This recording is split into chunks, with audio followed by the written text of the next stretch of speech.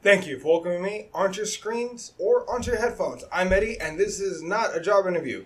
This is my review of No Time to Die, the final film in the whole James Bond series. I thought, might as well just for the occasion, so here you go. You're welcome.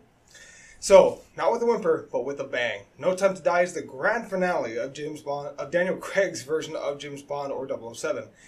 This movie was delayed for over a year, so I had extremely high expectations for it.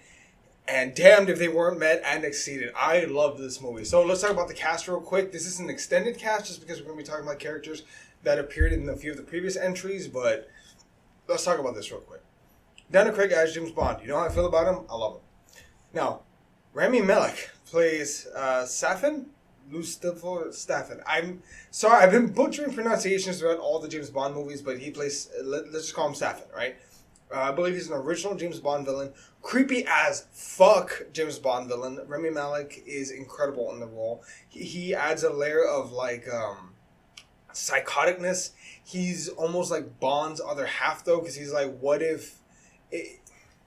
He's like if Batman went bad, like Deathstroke, for example, in that way, like, you make the choice to go this way. If you had gone this way, I'm what your final result would have been.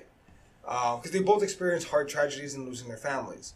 Although, to be fair, Safin's loss of his family may have been a little more violent than Bond's, probably.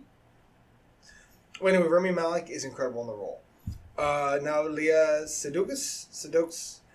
I'm sorry, that's the last time I'm going to butcher her name because it's the last time I'm going to talk about her in this movie. As Dr. Madeline Swan, also Bond's love interest, and a very important character in this movie. I'll get to that in a moment. We also got Ben Whishaw as Q. Also, fun fact, I believe he's the first openly gay character in a James Bond movie. He came out kind of in this movie. Now it's like a big deal, but just like, hey, I have someone coming over and he's going to be annoyed if whatnot. Points for inclusivity, honestly. Like, I don't mind it. Good job. Good job. We also got Naomi Harris as Miss Moneypenny. She's been in the series actually since Skyfall. She's the one that actually shot Bond in that movie. Fun fact. Now, what else? There's Moneypenny. There's Jeffrey Wright, the future Mr. Gordon. He plays Felix Leiter, which I missed him in the last one, actually. I really like Felix. I always think he adds another layer of complexity, you know. And him and Bond's friendship is very prevalent in this movie. We also have Christoph Waltz playing Ernest Blofeld. He is back in this movie for a spell, for more than a cameo, but let's just say he doesn't stick around very long. I'll say that. Also, finally, we have Voldemort, or Ralph Fiennes, playing M, or Gareth Mallory. He's the new M. Now, summary, oddly enough, this one opens up right after Spectre, right where Spectre ends. Bond and Swan are relaxing in Italy when they're ambushed. Now, Swan swears she did not betray Bond. He realizes that they will continue to hunt him, so he has to let her go. Now, we fast forward 5 years, and that's the part that really threw me the fuck off. They fast forward 5 years, and Felix comes out of the work to draft Bond into helping the CIA kidnap a scientist. There, he meets the new 00, Naomi. Yes, there's a new 007 actually in town. Naomi plays her. After a pretty badass side mission that includes a new-ish CIA agent, Spectre is wiped out. Like, they're completely killed. Bond's next lead leads him back to London, where he has to deal with Blofeld. Also, fun fact, I did not realize this, he is actually now known as Commander Bond, not 007 or whatnot. And he's able to see Blofeld. But Blofeld, he dies. But he gets to reunite, but Bond does get to reunite with Swan. From there, Bond meets his daughter, who, for some reason, she says she's not yours, but come on, fucking blue eyes, of course it's Bond's daughter. Come on. The story is pretty straightforward from there. The villain, Safin, I'm sorry, I'm going to do my best with that. Safin will be using an MI6 developed nanobots weapons to target people with certain DNA.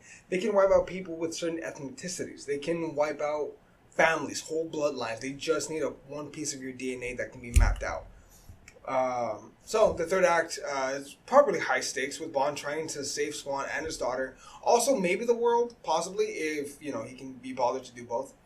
That ending, though, damn, that ending. So the ending of this movie is incredibly emotional. I'll talk about it in one sec. I want to talk about the pros before I get to that ending, because I can only talk about it once. I only get to talk about it once. Pros, every action sequence is great, as it usually is. The writing is phenomenal. Bond's relationship is on full display. Daniel Craig gives Bond such an emotional layer in this film. I loved it. Also, Bond has a child. I don't think that's ever been done before, to the best of my knowledge. He's only been married, I think, once before, and he's never had a kid. So that kind of growth is insane. Granted, he didn't know he had a daughter, but still, nonetheless, wow. Just wow. Oh my God, he has a chance to move forward. He has a chance to be something more than just himself, which is great. It's a chance at a family. And it's very resonant with everything. Now, in the previous film, I didn't really understand his attraction to Swan. Like, I didn't get their whole relationship dynamic. In this movie, though, it's on full display, and I get it more. They really worked on Swan's and Bond's relationship, so it feels genuine. It feels like they love each other. It's not just a matter of like, oh, you're good looking, I'm gonna sleep with you. No, there's an emotional attachment there in this film, and I love that. That's needed. That is a necessary thing. Bond is a father, and I love him father at that. But the ending is sad. In the end, Bond dies. In the end, he's exposed to a chemical that would kill Swan and Matilda, his daughter. It would kill them if he got near them. So in the end, he thanks Swan for loving him, and he dies as the missiles land on the island. A really sad ending, but a proper, somehow fitting ending. Bond dies saving the world, if not for the world, only for his daughter. Tremendous movie. Also, this is the only movie in 25 films, this is the only one where Bond dies. Granted, it's the end of his run in the series, but his run had more of a personal touch. All the other films felt contained. Maybe each Bond was his own 00 or whatnot. But this Bond right here, this version, it's... I don't want to say a perfect end, but it's a good ending for him. Cons, honestly, I only wish Bond had been there for the whole 5 years when Meredith was a baby. You know, maybe they were in hiding. Maybe when he gets called out, you know, and when he dies, he doesn't have that stupid virus. He dies because he's hurt and he's trying to save the world, not for the world, but for his little girl. You know, Miss Swan could have told him, you know, let's run, and you know we'll survive. You know we'll make it. And Bond can look at her and say, you know I can't do that. You know people will still die, even if we don't. We can't take the chance that others will. You know, we need to be better than that. It just, I feel like there was a few missed opportunities, but the execution of this movie is still incredible. Grade A+, it's as good as Skyfall. With more emotion than any other film, I do not envy the person or the team that have to follow this incredible movie. That said, as you can tell, I did enjoy it. I want to take a sec to thank Daniel Craig for giving us such an incredible James Bond. Probably my generation's. I can't see anyone ever topping this movie ever. I can't see anyone ever topping this emotional resonance of a film.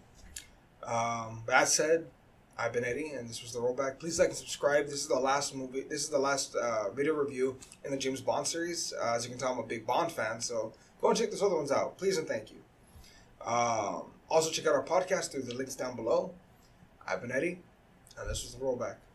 See you, everybody.